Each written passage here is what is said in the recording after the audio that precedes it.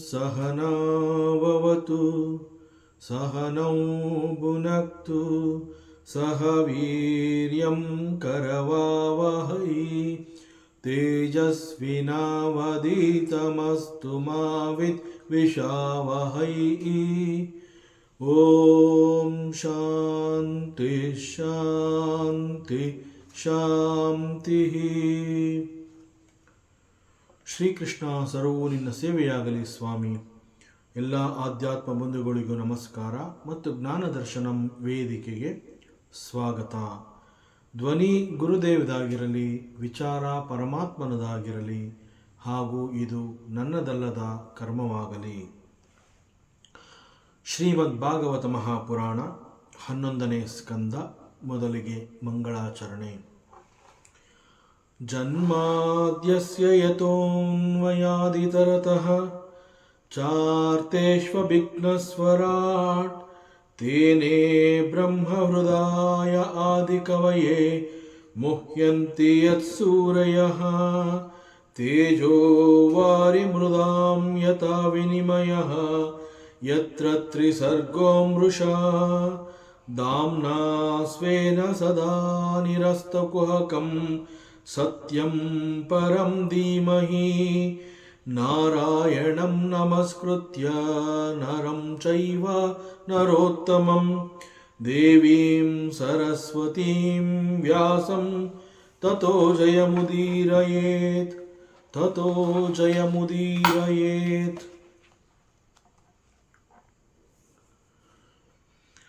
ಇಲ್ಲಿಯವರೆಗೆ ಪರಮಾತ್ಮ ಶ್ರೀಕೃಷ್ಣ ಉದ್ಧವನಿಗೆ ವರ್ಣ ಮತ್ತು ಆಶ್ರಮ ಧರ್ಮಗಳನ್ನು ಕುರಿತು ಉಪದೇಶ ಮಾಡಿ ಆಯಿತು. ಮತ್ತು ಸಿಕ್ಕ ಎಲ್ಲ ಅವಕಾಶಗಳಲ್ಲೂ ಕೂಡ ಜ್ಞಾನ, ಭಕ್ತಿ, ಯಮ, ನಿಯಮ ಮುಂತಾದ ಸಾಧನೆಗಳನ್ನು ಅಲ್ಲಲ್ಲಿ ಪರಿಚಯ ಮಾಡಿಕೊಡ್ತಾ ಬಂದಿದ್ದ. ಈಗ ಉದ್ಧವನಿಗೆ ಪೂರ್ಣ ಪ್ರಮಾಣದಲ್ಲಿ ಜ್ಞಾನ, ಭಕ್ತಿ, ಯಮ, ನಿಯಮ ಹಾಗೂ ಮುಂತಾದ ಸಾಧನೆಗಳನ್ನು ಮತ್ತಷ್ಟು ಹೆಚ್ಚಾಗಿ ಪರಿಚಯ ಮಾಡಿಕೊಡ್ಬೇಕು ಅನ್ನುವಂತಹ ಉದ್ದೇಶವನ್ನು ಹೊಂದಿದ್ದಾನೆ. So now we are entering into the 19th chapter. Shri Bhagavan ಉವಾಚ ಯೋ ವಿದ್ಯಾಶ್ರುತ ಸಂಪನ್ನ ಆತ್ಮಾವಾನ್ ನಾನುಮಾನಿಕಾಃ ಮಾಯಾ ಮಾತ್ರಮಿದಂ ಜ್ಞಾತ್ವಾ ಜ್ಞಾನಂಚ ಮಯಿ ಸನ್ಯಸೇತ್. ಪರಮಾತ್ಮ ಶ್ರೀಕೃಷ್ಣ ಹೇಳ್ತಾನೆ, ಹೇ ಉದ್ಧವ, ವಿದ್ಯಾಶ್ರುತ ಸಂಪನ್ನ, ವೇದಗಳ ಕೊನೆಯ ಭಾಗವನ್ನು ವೇದಾಂತ ಅಂತ ಹೇಳ್ತಾರೆ. ಸೊ ವೇದಾಂತ ಅಂತಂದರೆ ಉಪನಿಷತ್, ಈ ಅರ್ಥ ಕೂಡ ಇದೆ. ಸೊ ವೇದಾಂತ ಹಾಗೂ ಉಪನಿಷತ್ಗಳು ಮತ್ತು ಶಾಸ್ತ್ರಗಳು ಅಂತಂದರೆ ಇನ್ಕ್ಲೂಡಿಂಗ್ ದಿ ಹಿಸ್ಟರಿ, ಇತಿಹಾಸ ಅಂತ ಹೇಳ್ತೀವಿ. ಸೊ ಇಲ್ಲಿ ಇತಿಹಾಸ ಅಂತಂದರೆ ರಾಮಾಯಣ, ಮಹಾಭಾರತ ಇವೆಲ್ಲ ಆ ವರ್ಗಕ್ಕೆ ಬರುತ್ತೆ, ಇತಿಹಾಸ ಅಂತ ಅನ್ನಿಸ್ಕೊಳ್ಳುತ್ತೆ. ಸೊ ಹೀಗೆ ಇವೆಲ್ಲವನ್ನು ಒಟ್ಟು ಮಾಡಿ ಹೇಳುವಂತಹದ್ದನ್ನು ಶಾಸ್ತ್ರ ಗ್ರಂಥಗಳು ಅಂತ ಕರೀತಾರೆ. ಸೊ ಹೀಗೆ ಯಾರು ಶಾಸ್ತ್ರವನ್ನು ಮತ್ತು ವೇದಾಂತವನ್ನು ಹೆಚ್ಚು ಶ್ರುತ ಅಂತಂದರೆ ಶ್ರವಣ ಮಾಡಿರ್ತಾರೆ, ಶ್ರವಣ ಮಾಡಿದ ನಂತರ ಅವುಗಳನ್ನು ಮನನ ಮಾಡಿಕೊಳ್ಳುವಂತಹದ್ದು, ಮನನದ ನಂತರದಲ್ಲಿ ಅಲ್ಲಿಗೆ ನಿಲ್ಲಿಸದೆ ಅದು ಸರಿ ಅಂತ ಕಂಡು ಬಂದ ಪಕ್ಷದಲ್ಲಿ ಅದನ್ನು ತನ್ನ ಬದುಕಿನಲ್ಲಿ ಅಳವಡಿಸ್ಕೋಬೇಕು, ಅನುಷ್ಠಾನಕ್ಕೆ ತರಬೇಕು. So he should practice that in his life. And actually this is called the spiritual practice. ಆಧ್ಯಾತ್ಮ ಸಾಧನೆ ಅಂತ ಹೇಳಿದ್ರೆ this is the one. So ಯಾವಾಗ ವಿಚಾರಗಳನ್ನು ಶ್ರವಣ ಮಾಡ್ತಾನೆ, ಒಂದು ಅವಕಾಶದಲ್ಲಿ ಅವನಿಗೆ ಶ್ರವಣ ಮಾಡುವಂತಹದ್ದು ಅನುಭವ ಆಗಿರುತ್ತೆ. ಒಂದು ಸತ್ಸಂಗ ಇರಬಹುದು, ಒಬ್ಬ ಗುರುವಿನ ಪರಿಚಯ ಆಗಬಹುದು, ಅಲ್ಲೇ ಒಬ್ಬ ಜ್ಞಾನಿ ಅನುಭವಿ, ಹೀಗೆ ಯಾರೋ ಒಬ್ಬರ ಜೊತೆ ಕುಳಿತು ವಿಚಾರವನ್ನು ತಿಳ್ಕೊಳ್ಳುವಂತಹ ಪ್ರಯತ್ನ ಮಾಡಿದಾಗ ಒಬ್ಬ ಗುರು ಇರಬಹುದು, ಅನುಭವಿ ಇರಬಹುದು, ಅಥವಾ ಅದೊಂದು ಸತ್ಸಂಗವೇ ಇರಬಹುದು. ಅಲ್ಲಿ ಇಂತಹ ವಿಚಾರಗಳನ್ನು ತಿಳಿಸಿಕೊಟ್ಟಾಗ ಅದನ್ನು ಅಲ್ಲಿ ಕುಳಿತು ಕೇಳುವಂತಹದ್ದನ್ನು ಶ್ರವಣ, ಶ್ರುತ. ಹೀಗೆ ಗುರುವಿನ ಮೂಲಕ ಶ್ರವಣ ಮಾಡಿದಂತಹ ವಿಚಾರವನ್ನು ನನಗೆ ಇದು ಎಷ್ಟರ ಮಟ್ಟಿಗೆ ಅರ್ಥ ಆಗಿದೆ ಅಂತ ಹೇಳಿ ಏಕಾಂತದಲ್ಲಿ ಕುಳಿತು ಅದನ್ನು ಮನನ ಮಾಡಿಕೊಳ್ಳುವಂತಹದ್ದು. ಮನನ ಅಂತಂದರೆ ರೀಕಾಲ್, ನಾ ಏನು ಕೇಳಿಸ್ಕೊಂಡೆ ಸತ್ಸಂಗದಲ್ಲಿ, ಈ ರೀತಿ ಹೇಳ್ತಾ ಇದ್ದಾರಲ್ಲ, ಇದು ಎಷ್ಟರ ಮಟ್ಟಿಗೆ ನಿಜ, ಹೀಗೆ ಮನನ ಮಾಡಿಕೊಳ್ಳುವಂತಹದ್ದು. ಸೊ ಚರ್ನಿಂಗ್ ಪ್ರೋಸೆಸ್ ನಡೆಯುತ್ತೆ ಅಲ್ಲಿ ಮನನ ಮಾಡಿಕೊಂಡಾಗ. ಸೊ ಯಾವಾಗ ಮನನ ಮಾಡಿಕೊಂಡಾಗ ಅನೇಕ ವಿಚಾರಗಳು ತಾನು ಕೇಳಿಸ್ಕೊಂಡಿದ್ದು ಹಾಗೂ ಮನನದ ಮೂಲಕ ಅವೆಲ್ಲ ಸತ್ಯ ಅಂತ ಕಂಡು ಬಂದಾಗ ಅದನ್ನು ಅಲ್ಲಿಗೆ ನಿಲ್ಲಿಸದೆ ತನ್ನ ಬದುಕಿನಲ್ಲಿ ಅನುಷ್ಠಾನಕ್ಕೆ ತರುವಂತಹ ಪ್ರಯತ್ನವನ್ನು ಮಾಡಿ ಆ ರೀತಿಯಲ್ಲಿಯೇ ಬದುಕು ಮಾಡುವಂತಹದ್ದು. So he will practise that in his life, and this is the real spiritual practice. So ಈ ರೀತಿಯಲ್ಲಿ ಬದುಕಬೇಕು. Only such a sadhaka can attain the atmajnana, and he is qualified because he has not only heard. ಶ್ರವಣದ ನಂತರದಲ್ಲಿ ಅದನ್ನು ಮನನ ಮಾಡ್ಕೋತಾನೆ, ಮನನದಲ್ಲಿ ಅಲ್ಲಿರುವಂತಹ ಸತ್ಯವನ್ನು ಗ್ರಹಿಸಿ ಅದನ್ನು ತನ್ನ ಬದುಕಿನಲ್ಲಿ ಅಳವಡಿಸ್ಕೋತಾನೆ ಮತ್ತು ಅದನ್ನೇ ಪ್ರಾಕ್ಟೀಸ್ ಮಾಡ್ತಾನೆ. Because he found it right, so he practises all these things. ಅಂತಹವನು ನಿಜವಾದ ಸಾಧಕ, ಆ್ಯಂಡ್ ಹೀ ಈಸ್ ಕ್ವಾಲಿಫೈಡ್. ಅವನಿಗೆ ಒಂದು ಅರ್ಹತೆ, ಯೋಗ್ಯತೆ ಇರುತ್ತೆ. So he is qualified for atmajnana, he can attain atmajnana. So he will realise the truth. ಸತ್ಯ ಅಂತಂದ್ರೆ ಏನು ಅನ್ನುವಂತಹದ್ದು ಗೊತ್ತಾಗುತ್ತೆ. And he is the knower of the atma. So ಅಂತಹವನಿಗೆ ಆತ್ಮ ಸಾಕ್ಷಾತ್ಕಾರ ಅನ್ನುವಂತಹದ್ದು ಆಗಿರುತ್ತೆ. One who knows the atma, and he is the knower of the atma. And ಅಂತಹವನನ್ನು ರಿಯಲೈಸ್ಡ್ ಸೋಲ್, ರಿಯಲೈಸ್ಡ್ ಮಾಸ್ಟರ್ ಅಂತ ಕರೀತಾರೆ. ಅಂತಹವನಿಗೆ ಆತ್ಮ ಸಾಕ್ಷಾತ್ಕಾರ ಆಗಿರುತ್ತೆ. ಅವನು ಇದೆಲ್ಲದರ ಜೊತೆಯಲ್ಲಿ ಉತ್ತಮ ಶ್ರೋತ್ರಿಯ ಮತ್ತು ಬ್ರಹ್ಮನಿಷ್ಠ ಆಗಿರಬೇಕು. ಇಷ್ಟು ಮಾತ್ರಕ್ಕೆ ಅಲ್ಲ, ಮತ್ತಷ್ಟು ಇದೆ. So he must be a uttama shrotriya and brahmanishtha ಆಗಿರಬೇಕು. And he must establish himself in the atma. Only a brahmanishtha is able to discriminate what is right and what is not right. It is possible for a Brahmanista because he has established himself in the Atma.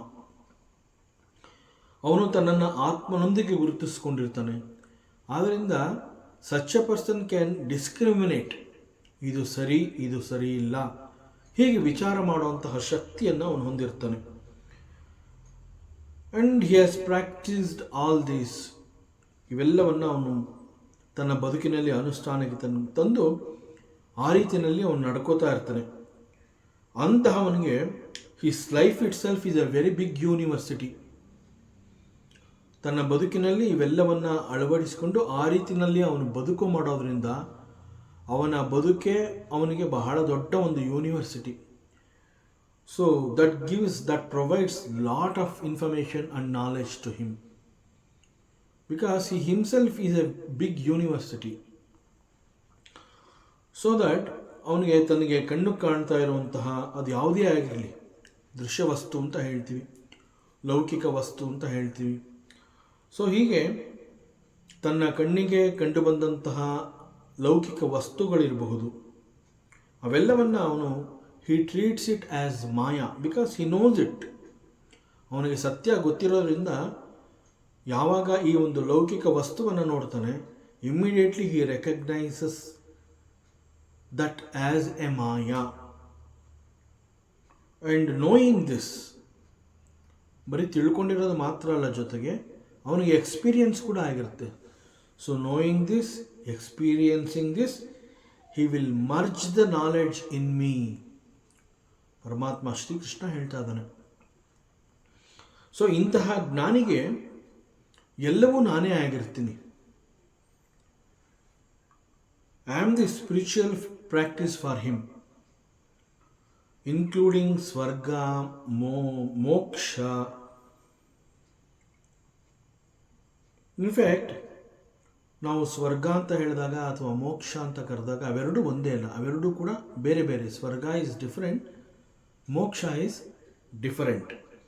ಸ್ವರ್ಗದಲ್ಲಿ ಒಂದು ಸುಖದ ಅನುಭವ, ಮೋಕ್ಷ ಅವೆಲ್ಲವನ್ನ ಮೀರಿರೋವಂಥದ್ದು. He is beyond that. So even these are not different from me. ಅವನೇನು ಒಂದು ಈ ರೀತಿ ಸ್ವರ್ಗ, ಮೋಕ್ಷ, ಇನ್ನೂ ಅನೇಕಗಳನ್ನು ಅವನು ತಿಳ್ಕೊಂಡಿರ್ತಾನೆ.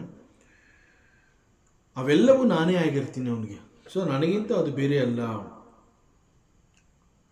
ಆ್ಯಂಡ್ ದ ಟ್ರೂತ್ ಈಸ್, ಒಬ್ಬ ಸಾಧಕ ಅಂತ ಹೇಳಿದಾಗ ಅವನಿಗೆ ನನ್ನನ್ನು ಹೊರತುಪಡಿಸಿದರೆ ಅವನಿಗೆ ಇನ್ಯಾವುದರ ಮೇಲೂ ಕೂಡ ಆಸಕ್ತಿ ಇರೋದಕ್ಕೆ ಸಾಧ್ಯವೇ ಇಲ್ಲ.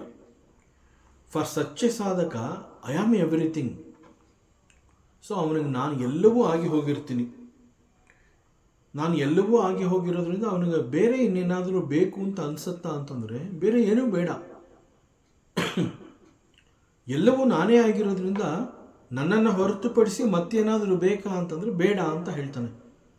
ಯಾಕೆ ಹಾಗೆ ಹೇಳ್ತಾನೆ ಅಂತಂದರೆ ಅವನಿಗೆ ಏನೆಲ್ಲ ಬೇಕಾಗಿರುತ್ತೆ ಅದೆಲ್ಲವೂ ನಾನೇ ಆಗಿರ್ತೀನಿ. ಸೊ ಅದರಿಂದ ಬೇರೆಯ ಇತರಗಳಲ್ಲಿ ಅವನಿಗೆ ಆಸಕ್ತಿ ಇರೋದಿಲ್ಲ. So that is the understanding. ಒಬ್ಬ ಸಾಧಕ ಹೀಗೆ ನನ್ನನ್ನು ಅರ್ಥ ಮಾಡ್ಕೊಂಡಿರ್ತಾನೆ.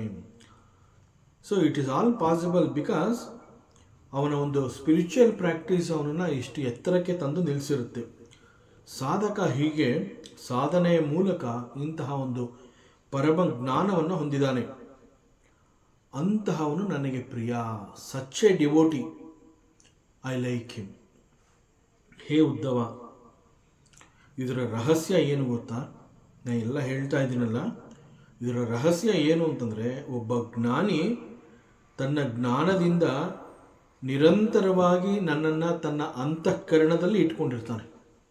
So it is possible for such a sadhaka. So that ಈ ಯಾಕೆ ಅವನಿಗೆ ಅಷ್ಟೊಂದು ತೃಪ್ತಿ ಸಿಕ್ಕಿರುತ್ತೆ, ಬೇರೆ ಏನೂ ಬೇಕಾಗೋದಿಲ್ಲ, ಯಾವುದರ ಮೇಲೂ ಆಸಕ್ತಿ ಇಲ್ಲ ಅಂತಂದರೆ ಇಟ್ ಈಸ್ ಓನ್ಲಿ ಬಿಕಾಸ್ ಅವನು ಹೊಂದಿರುವಂತಹ ಜ್ಞಾನದ ಮೂಲಕ ನನ್ನನ್ನೇ ಅವನು ತನ್ನ ಅಂತಃಕರಣದಲ್ಲಿ ಇಟ್ಕೊಂಡಿರ್ತಾನೆ. ನಾನು ಅವನಿಗೆ ಎಲ್ಲವೂ ಆಗಿರ್ತೀನಿ. This is the secret behind his tripti and santosha. ತಸ್ಮಾತ್ ಜ್ಞಾನೇನ ಸಹಿತಂ ಜ್ಞಾತ್ವಾ ಸ್ವಾತ್ಮಾನುಮುದ್ಧವ ಜ್ಞಾನ ವಿಜ್ಞಾನ ಸಂಪನ್ನೋ ಭಜ ಮಾಂ ಭಕ್ತಿ ಭಾವಿತಾಃ. ತಸ್ಮಾತ್, ಆದುದರಿಂದ ಹೇ ಉದ್ಧವ, ನೀನು ಕೂಡ ಜ್ಞಾನದ ನಂತರ ನಿನ್ನ ಆತ್ಮಸ್ವರೂಪದ ಪರಿಚಯವನ್ನು ಮಾಡ್ಕೋಬಹುದು. And you do it. So you also ಜ್ಞಾನವನ್ನು ಪರಿಚಯ ಮಾಡ್ಕೋ, ಜ್ಞಾನವನ್ನು ಹೊಂದು. ಆ ನಂತರ ನಿನಗೆ ನಿನ್ನ ಸ್ವರೂಪ ಜ್ಞಾನ ಕೂಡ ಗೊತ್ತಾಗುತ್ತೆ. ಆತ್ಮಸ್ವರೂಪಕ್ಕೆ ಯಾವೆಲ್ಲ ಜ್ಞಾನ ಬೇಕೋ ಅಂತಹ ಜ್ಞಾನವನ್ನು ನೀನು ಅವಲಂಬಿಸು. That is the real knowledge. ಮತ್ತು ನಾನೇ ನಿನ್ನ ಅಂತರಾತ್ಮ ಅನ್ನುವಂತಹ ಸತ್ಯವನ್ನು ನೀನು ತಿಳ್ಕೋಬೇಕು. ನಿನಗೆ ನಾನು ಪ್ರಾಪ್ಯನೂ ಪ್ರಾಪಕನೂ ಆಗಿರ್ತೀನಿ. ನನ್ನ ಮೇಲೆ ನಂಬಿಕೆ, ವಿಶ್ವಾಸ, ಶ್ರದ್ಧೆಯನ್ನು ಹೊಂದಿ ನನ್ನನ್ನು ನೀನು ಆರಾಧಿಸುತ್ತಿರು. ಭಜ ಮಾಂ ಭಕ್ತಿ ಭಾವಿತಾಃ. ಈ ಹಿಂದೆ ಅನೇಕ ಮಹರ್ಷಿಗಳು, ಜ್ಞಾನಿಗಳು, ಅನುಭವಿಗಳು ಕೂಡ ಜ್ಞಾನ ವಿಜ್ಞಾನ ಅನ್ನುವ ಎರಡು ರೀತಿಯ ಯಜ್ಞಗಳಿಂದ ತಮ್ಮ ಆತ್ಮದಲ್ಲಿ ಅಂತರಾತ್ಮನಾದ ನನ್ನನ್ನು ಹೊಂದಿದ್ರು. ಇದು ಕೇವಲ ಬ್ರಹ್ಮನಿಷ್ಠನಾಗಿರುವಂತಹವನು ಅಥವಾ ಸಾಕ್ಷಾತ್ಕಾರ ಮಾಡಿಕೊಂಡು ಇರೋವಂತಹವನು ಅವನಿಗೆ ಮಾತ್ರ ಅಲ್ಲ, ಅನೇಕ ಋಷಿ ಮುನಿಗಳು, ಜ್ಞಾನಿಗಳು ಈಗಾಗಲೇ ಜ್ಞಾನ ವಿಜ್ಞಾನ ಅನ್ನುವಂತಹ ಎರಡು ಬೇರೆ ಬೇರೆ ಯಜ್ಞಗಳಿಂದ ನನ್ನನ್ನು ಸ್ವತಃ ತಮ್ಮ ಆತ್ಮದಲ್ಲಿ ಇಟ್ಕೊಂಡಿದ್ರು. ಅವರೆಲ್ಲರ ಅಂತರಾತ್ಮ ನಾನೇ ಆಗಿದ್ದೀನಿ. Uddhava,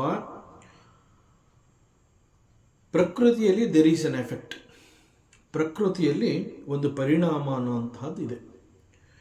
and one of such parinama is this deha. Basically ಈ ದೇಹ ಅನ್ನುವಂತಹದ್ದು ಜಡ. And this deha is the product of this prakriti. This is the effect of the prakriti. ಜೊತೆಗೆ ಇದು ಎಫೆಕ್ಟ್ ಆಫ್ ದಿ ಪ್ರಕೃತಿ ಅಂತ ಹೇಳಿದ್ರು ಕೂಡ this deha is nothing but the mixture of panchabhutas, great 5 elements. ಪಂಚಭೂತಗಳೆಲ್ಲವೂ ತಮ್ಮ ತಮ್ಮ ಅಂಶವನ್ನು ಈ ದೇಹದಲ್ಲಿ ಇಟ್ಟು ಪೋಷಿಸಿವೆ. ಸೊ ಅಂತಹ ಈ ರೀತಿಯ ದೇಹವನ್ನು ನೀನು ಹೊಂದಿದೆಯಾ. ಸೊ ನೀನು ಹೊಂದಿರೋ ಈ ಒಂದು ದೇಹ ಕೂಡ ಪಂಚಭೂತಗಳಿಂದ ನಿರ್ಮಾಣವಾಗಿರುವಂತಹದ್ದು. ಅಂಡ್ ಯುವರ್ ದೇಹ is also N effect from the ಪ್ರಕೃತಿ. ಈ ಪ್ರಕೃತಿಯಲ್ಲಿ ಮತ್ತೊಂದು ವಿಕಾರ ಕೂಡ ಇದೆ. ಇಷ್ಟು ಮಾತ್ರ ಅಲ್ಲ, ಹಿಯರ್ ವಿಕಾರ ಅಂತ ಕರೀತಾ ಇರುವಂತಹದ್ದು ಪ್ರಕೃತಿಯಲ್ಲಿ ಆಗುವಂತಹ ಬದಲಾವಣೆಯನ್ನು ಕುರಿತು ಪರಮಾತ್ಮ ಅದನ್ನು ವಿಕಾರ ಅಂತ ಕರೆದಿದ್ದಾನೆ. ಸೊ ಇಲ್ಲಿ ವಿಕಾರ ಅಂತಂದರೆ ಬದಲಾವಣೆ. ಈ ಬದಲಾವಣೆಗಳನ್ನು ಕುರಿತು ಸೃಷ್ಟಿ, ಸ್ಥಿತಿ, ಲಯ ಅಂತ ಹೇಳ್ತಾನೆ.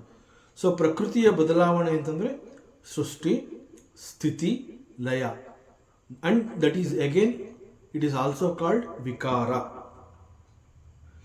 ದಿಸ್ ವಿಕಾರ ಆಫ್ ದಿ ಪ್ರಕೃತಿ ಈಸ್ ಫಾರ್ ದಿ ಶರೀರ, ನಾಟ್ ಫಾರ್ ಯು. ಅಂತಂದರೆ ಇಲ್ಲಿ ಏನೆಲ್ಲ ಬದಲಾವಣೆಗಳಾಗತ್ತೆ ಆ ಎಲ್ಲ ಬದಲಾವಣೆಗಳು ಕೂಡ ದೇಹಕ್ಕೆ ಸಂಬಂಧಪಟ್ಟಿರುವಂತಹದ್ದೇ ಹೊರತು ನಿನಗಲ್ಲ. ನಿನಗೆ ಯಾವ ರೀತಿಯ ಬದಲಾವಣೆಗಳು ಕೂಡ ಆಗೋದಿಲ್ಲ. ಈ ಸೃಷ್ಟಿಯಲ್ಲಿ ಇರುವಂತಹ ವಿಕಾರ, ಸೃಷ್ಟಿ, ಸ್ಥಿತಿ, ಲಯ ಅಂತ ಏನು ಹೇಳ್ತಾ ಇದ್ದೀವಿ, ಇದೆಲ್ಲವೂ ಕೂಡ ದೇಹಕ್ಕೆ ಸಂಬಂಧಪಟ್ಟಿರುವಂತಹದ್ದು. ಸೊ ಇದರ ಪ್ರಭಾವ ದೇಹದ ಮೇಲೆ ಬೀಳುತ್ತೆ. ಅದರ ಪರಿಣಾಮ ದೇಹಕ್ಕೆ ಒದಗಿ ಬರುತ್ತೆ, ನಿನಗೆ ಆಗೋದಿಲ್ಲ. ಸೊ ಶರೀರದ ಧರ್ಮ ಅಂತಂದರೆ ಅದು it has to follow this ಪ್ರಕೃತಿ ಧರ್ಮ. ದಟ್ ಈಸ್ ದಿ ಶರೀರ ಧರ್ಮ. ಸೊ ಅಕಾರ್ಡಿಂಗ್ಲಿ ಪ್ರಕೃತಿಯ ಧರ್ಮ ಅಂತ ಹೇಳಿದಾಗ ಅಲ್ಲಿ ಸೃಷ್ಟಿ, ಸ್ಥಿತಿ, ಲಯ ಅಂತ ಹೇಳಿ, ಸೃಷ್ಟಿ ಅಂತಂದಾಗ ಈ ಒಂದು ದೇಹ ನಿರ್ಮಾಣವಾಗಿರುತ್ತೆ. ಸ್ಥಿತಿ ಅಂತ ಹೇಳಿದಾಗ ಆ ದೇಹಕ್ಕೆ ಬೇಕಾದಂತಹ ಪೋಷಣೆಗಳು ಸಿಗುತ್ತೆ. ಅಕಾರ್ಡಿಂಗ್ಲಿ ದೇರ್ ಈಸ್ ಅನದರ್ ವಿಕಾರ ಕಾಲ್ಡ್ ದಿ ಲಯ. ಲಯ ಅಂತಂದರೆ ನಾಶ. ಸೊ ಶರೀರ ನಾಶವಾಗುವಂತಹ ಒಂದು ವಿಕಾರ ಕೂಡ ನಡೆಯುವುದರಲ್ಲಿ ಆಶ್ಚರ್ಯ ಇಲ್ಲ. ಬಟ್ ಇಷ್ಟೆಲ್ಲ ಆಗ್ತಾ ಇದ್ರೂ ಕೂಡ ನಿನಗೆ ಒಂದು ಆಶ್ಚರ್ಯದ ಸಂಗತಿಯನ್ನು ಹೇಳ್ತೀನಿ, ಕೇಳು ಉದ್ದವ. ಪ್ರಕೃತಿಯ ಪ್ರಾಡಕ್ಟ್ ಆಗಿರುವಂತಹದ್ದು, ಪ್ರಕೃತಿಯ ಎಫೆಕ್ಟ್ ಈ ಒಂದು ದೇಹ ಅಂತ ನಾನು ನಿನಗೆ ಹೇಳಿದೆ. ಮತ್ತು ಪ್ರಕೃತಿಯಲ್ಲಿ ಕೆಲವೊಂದು ರೀತಿಯ ವಿಕಾರ ಇದೆ. ದಟ್ ವಿಕಾರ ಈಸ್ ಕಾಲ್ಡ್ ದಿ ಬದಲಾವಣೆ. ಆ್ಯಂಡ್ ದಟ್ ಬದಲಾವಣೆ ಈಸ್ ದಿ ಸೃಷ್ಟಿ, ಸ್ಥಿತಿ, ಲಯ. ಕಾಲ ಕಾಲಕ್ಕೆ ತಕ್ಕಂತೆ ಅದು ಪ್ರಕೃತಿಯ ಧರ್ಮ ಅಂತ ಹೇಳಿ ಈ ಸೃಷ್ಟಿ, ಸ್ಥಿತಿ, ಲಯ ಇವುಗಳನ್ನು ಅನುಮೋದಿಸುತ್ತೆ. It is also true. And the next is, ಇಷ್ಟೆಲ್ಲ ಆದರೂ ಕೂಡ ಲಯ ಅನ್ನುವಂತಹದ್ದು, ನಾಶ ಅನ್ನುವಂತಹದ್ದಾಗ that happens even for the sharira. ಅದು ಶರೀರಕ್ಕೆ ಸಂಬಂಧಪಟ್ಟಿರೋದ್ರಿಂದ ಶರೀರ ಕೂಡ ನಾಶವಾಗಿ ಹೋಗುತ್ತೆ. ಬಟ್ ಇದರಲ್ಲಿ ಆಶ್ಚರ್ಯ ಏನು ಅಂತಂದರೆ, you are not the body, you are the atmaswarupi. So ಈ ಶರೀರ ಬರೋದಕ್ಕೆ ಮುಂಚೆ ನೀನಿದ್ದಿ ಅಂತಂದರೆ, ಶರೀರ ಅಂತ ಏನು ನಾವು ಗುರುತಿಸಿದ್ವಿ, ನೀನು ಹೊಂದಿದಂತಹ ಈ ಶರೀರ ಅಂತ ಏನು ಗುರುತಿಸ್ಕೊಂಡಿದೆಯಾ, ಅದು it is an effect of the ಪ್ರಕೃತಿ. ಪ್ರಕೃತಿ ನಿನಗೆ ಕೊಟ್ಟಿರುವಂತಹದ್ದು. ಮತ್ತು ಈ ದೇಹ ಈಸ್ ಅ ಜಡ. ಮತ್ತು ಈ ದೇಹ ನಿರ್ಮಾಣವಾಗಿರುವಂತಹದ್ದು ಪಂಚಭೂತಗಳ ಕಾರಣದಿಂದ. ಮತ್ತು ಈ ದೇಹ ಪ್ರಕೃತಿಯ ಧರ್ಮಕ್ಕೆ ಅನುಗುಣವಾಗಿ ಶರೀರ ಕೂಡ ತನ್ನ ಧರ್ಮವನ್ನು ಫಾಲೋ ಮಾಡುತ್ತೆ. So that is the dharma of the ಶರೀರ ಟು ಫಾಲೋ ದಿ ಪ್ರಕೃತಿ ಧರ್ಮ. ಸೊ ಈ ನಿಟ್ಟಿನಲ್ಲಿ ಪ್ರಕೃತಿಯ ಬದಲಾವಣೆಗಳಲ್ಲಿ ಸೃಷ್ಟಿ ಎನ್ನುವಂತಹದ್ದು ನಡೆದಾಗ ಈ ದೇಹ ನಿರ್ಮಾಣವಾಗುತ್ತೆ. ಅದರಂತೆ ಎರಡನೆಯ ವಿಕಾರ, ದಟ್ ಈಸ್ ಸ್ಥಿತಿ. ಸೊ ಆಗ ಶರೀರಕ್ಕೆ ಬೇಕಾದಂತಹ ಪೋಷಣೆಗಳು ಅದು ಕೂಡ ಸಿಗುತ್ತೆ. ನಂತರದಲ್ಲಿ ಮೂರನೇ ಬದಲಾವಣೆ ಸೃಷ್ಟಿಯ ವಿಕಾರ, ದಟ್ ಈಸ್ ನಾಶ. ಆ ನಾಶ ಅಂತಂದಾಗ ದೇಹ it has to die, it has to see an end. ದೇಹ ನಾಶವಾಗಿ ಹೋಗುತ್ತೆ. ಸೊ ಶರೀರ ತನ್ನ ಧರ್ಮವನ್ನು ಅನುಸರಿಸಿದೆ ಅಂತ ಆಯಿತು. ಈ ಶರೀರ ನಿರ್ಮಾಣವಾಗುವುದಕ್ಕಿಂತ ಮುಂಚೆ ಕೂಡ ನೀನಿದ್ದಿ. ಶರೀರ ನಿರ್ಮಾಣವಾದ ಮೇಲೆ ಕೂಡ ನೀನಿದ್ದಿ. ಶರೀರ ತನ್ನ ಬೆಳವಣಿಗೆಯನ್ನು ಪಡ್ಕೋತಾ ಇದ್ದಾಗಲೂ ಕೂಡ ನೀನಿದ್ದಿ. ಈಗ ನಾಶ ಅಂತ ಹೇಳಿ ಶರೀರ ನಾಶವಾಗಿ ಹೋಯಿತು, but again you are here. So ನೀನು ಯಾವಾಗಲೂ ಇರೋನು, because you are a atmaswarupi. So you will be here even after the death of this sharira. That is your true nature. ಎಲ್ಲ ಕಾಲದಲ್ಲಿಯೂ ನೀನು ಇರ್ತೀಯಲ್ಲ, ದಟ್ ಈಸ್ ಯುವರ್ ನೇಚರ್. ಶರೀರದ ಪ್ರಾರಂಭದಲ್ಲಿ, ಶರೀರದ ಮಧ್ಯಕಾಲದಲ್ಲಿ, ವೃದ್ಧಿ ಹಾಗೂ ಕ್ಷಯ, ಹೀಗೆ ಎಲ್ಲ ಹಂತಗಳಲ್ಲೂ ಕೂಡ you are here very much. ಆದುದರಿಂದ ಈ ಎಲ್ಲ ವಿಕಾರಗಳು ಕೂಡ ಶರೀರಕ್ಕೆ ಸಂಬಂಧಪಟ್ಟಿರುವಂತಹದ್ದೇ ಹೊರತು ನಿನಗಲ್ಲ. ಇಲ್ಲಿ ಆಗುವಂತಹ ಬದಲಾವಣೆಗಳಿಗೂ ನಿನಗೂ ಯಾವುದೇ ಸಂಬಂಧ ಇಲ್ಲ. ಯಾಕೆ ಸಂಬಂಧ ಇಲ್ಲ ಅಂತಂದ್ರೆ, you are not the sharira, you are not the body, you are ಆತ್ಮ.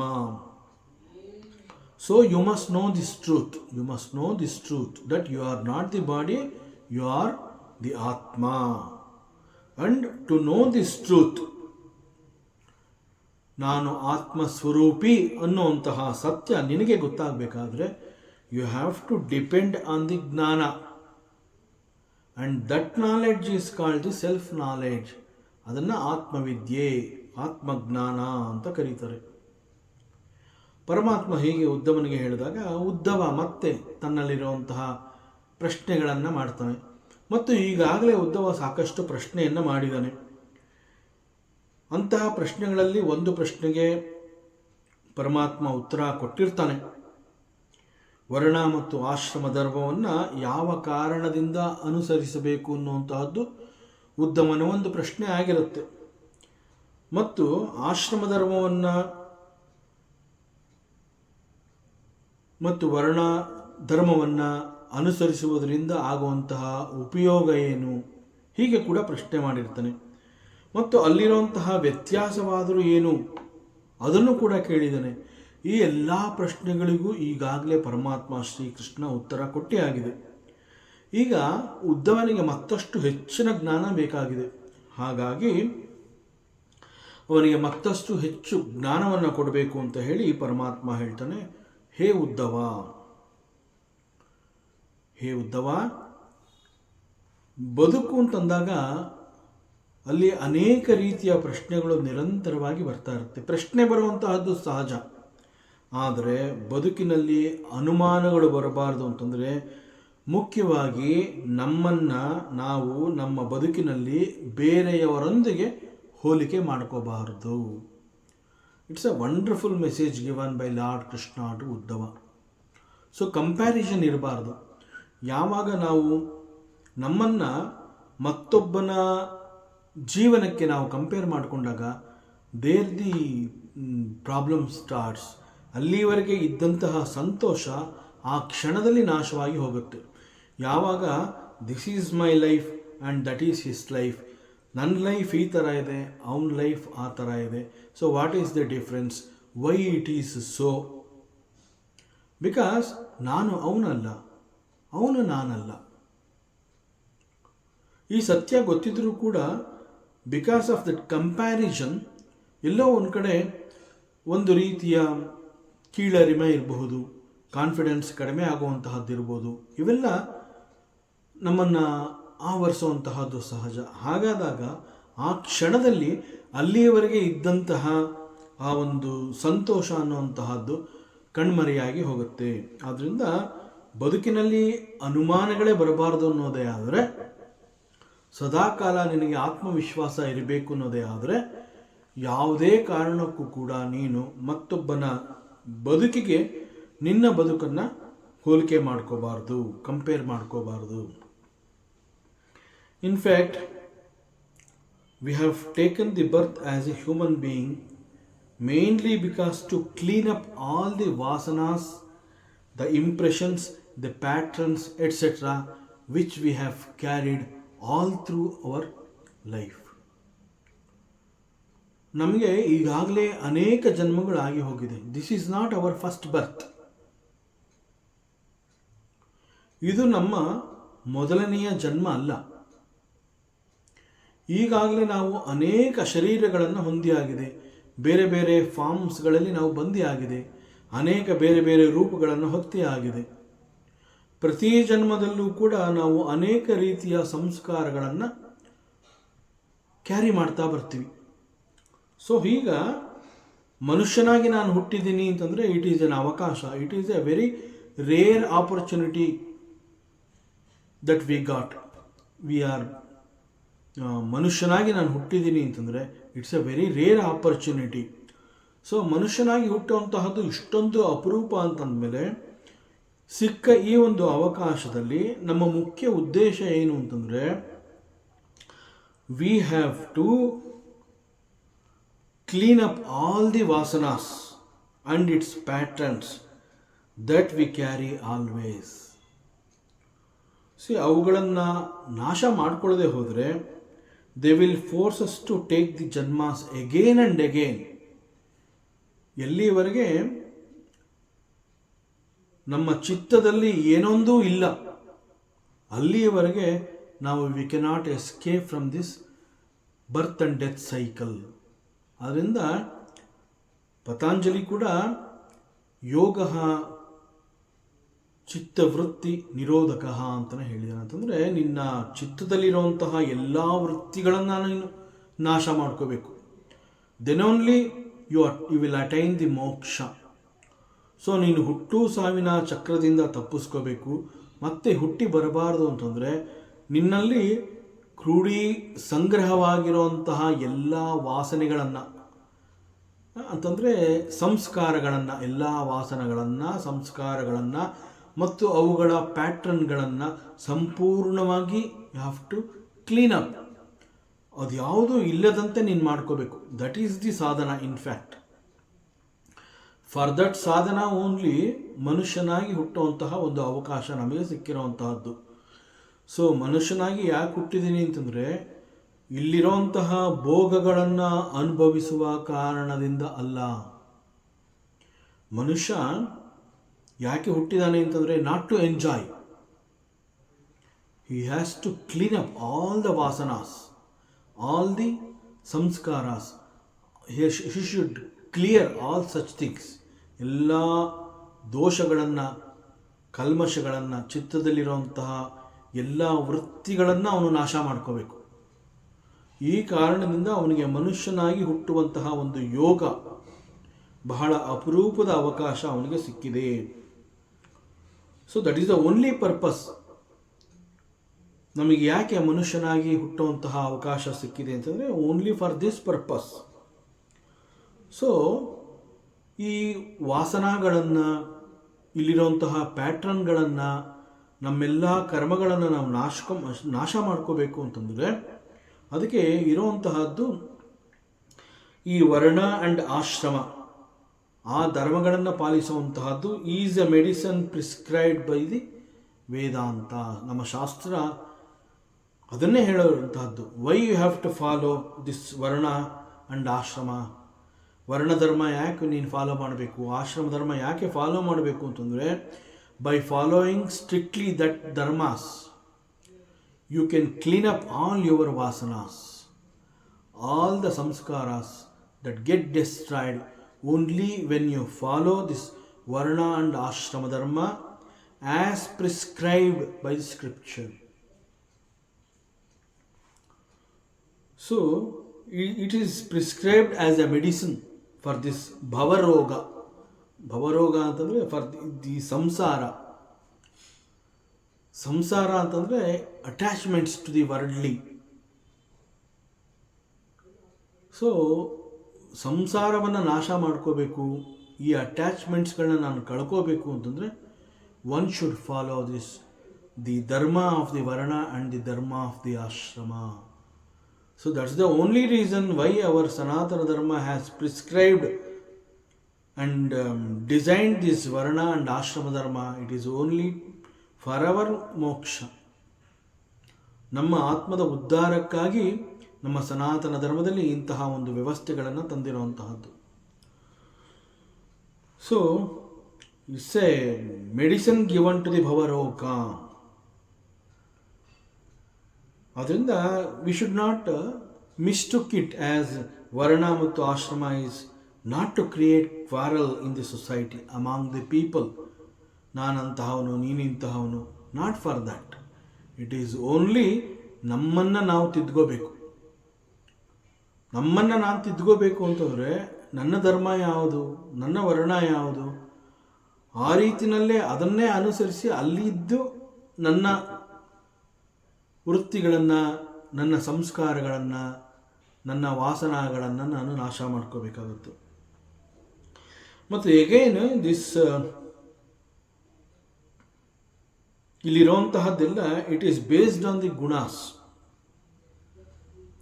ಅದರಿಂದ ತಾಮಸಿಕ್ಕಿಂದ ರಾಜಸಿಕ್ಕಿಗೆ ನಮ್ಮ ಬೆಳವಣಿಗೆ ಆಗಬೇಕು. ಅಂಡ್ ಅಗೈನ್ ರಾಜಸಿಕ್ಕಿಂದ ಸತ್ವಕ್ಕೆ ನಮ್ಮ ಬೆಳವಣಿಗೆ ಆಗಬೇಕು. ಸೊ ಹೀಗೆಲ್ಲ ಆಗಬೇಕು ಅಂತಂದರೆ the life teaches us.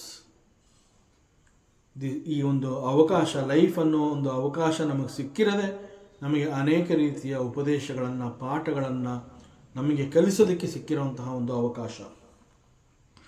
So ಎಲ್ಲಿಯವರೆಗೆ ನಾವು ಇಂತಹ ಪಾಠಗಳನ್ನು ಕಲಿತು ಅವುಗಳನ್ನು ಅನುಸರಿಸ್ತಾ ಹೋಗ್ತೀವಿ ಅಲ್ಲಿವರೆಗೆ ಲೈಫ್ ಈಸ್ ಗುಡ್. ಆದರೆ ಇದು ಯಾವುದು ನನಗೆ ಬೇಡ ಅಂತ ಹೇಳಿ ಎಲ್ಲಿಯವರೆಗೆ ಇದನ್ನು ನಾನು ಅನುಸರಿಸೋದಿಲ್ಲ ಅಲ್ಲಿಯವರೆಗೆ ದಿಸ್ ಹುಟ್ಟು ಸಾವು ಅನ್ನುವಂತಹದ್ದು, ಪುನರಪಿ ಜನನಂ ಪುನರಪಿ ಮರಣ ಮೀನ್ಸ್ ಗ್ಯಾರಂಟಿ.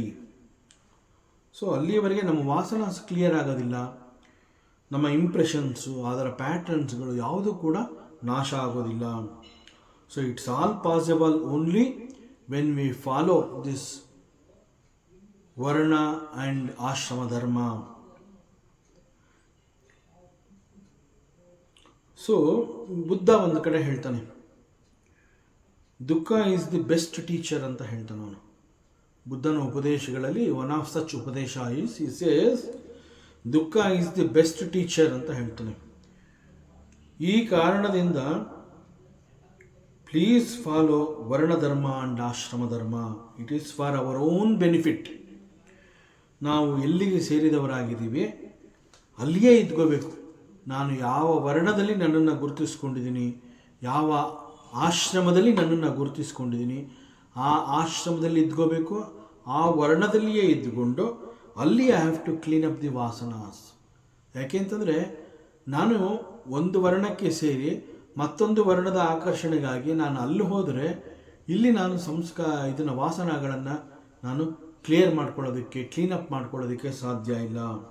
ಸೊ ಒಂದು ವರ್ಣಕ್ಕೆ ಸೇರಿದವನಾಗಿ ಮತ್ತೊಂದು ವರ್ಣದ ಮೇಲಿನ ಆಕರ್ಷಣೆಯಿಂದ ಅಲ್ಲಿ ಹೋಗಿ ನಾನು ಅಲ್ಲಿದ್ದುಕೊಂಡು ವಾಸನಗಳನ್ನು ನಾನು ಕ್ಲೀನಪ್ ಮಾಡ್ಕೋತೀನಿ ಅಂತಂದರೆ ಇಟ್ ಈಸ್ ನಾಟ್ ಪಾಸಿಬಲ್.